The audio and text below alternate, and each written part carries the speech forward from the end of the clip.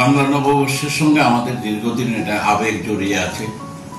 নববর্ষ এটা একটা আমাদের প্রাচীন উৎসবও বলতে পারেন, প্রাচীন সংস্কৃতি এবং বাঙালির এটা তো বলার অপেক্ষা রাখে না। এই নববর্ষের দিকে আমরা তাকিয়ে থাকি।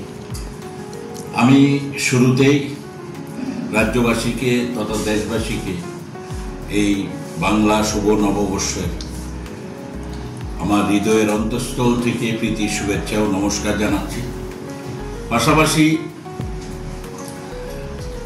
আমাদের রাজ্যে দীর্ঘদিন যাবৎ শান্তি, সম্প্রীতি, সংহতি ও ঐক্যের মধ্যে দিয়ে আমরা আসছি।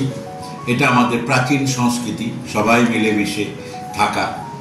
নতুন বাংলা বছর আসছে, আমার বিশ্বাস সমস্ত দ্বিধা, দ্বন্দ্ব, হিংসা, বিদ্বেষ সব কিছু ছেড়ে সবাই আমরা মিলেমিশে এই রাজ্যে যেভাবে দীর্ঘদিন শত শত বর্ষ আমরা সবাই মিলেমিশে আছি, সেভাবে আগামী দিনগুলো কাটবে।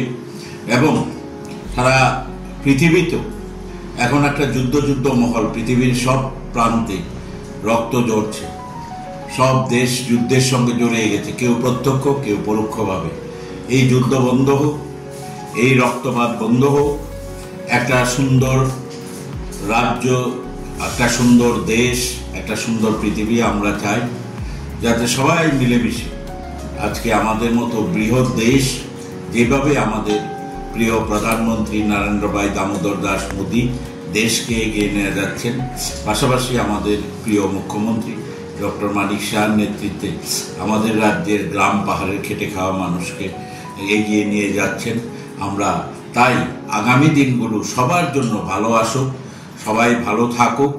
সবাইকে আবারও আমার হৃদয়ের অন্তঃস্থল থেকে শুভ নববর্ষের প্রীতি শুভেচ্ছা নমস্কার জানাচ্ছি।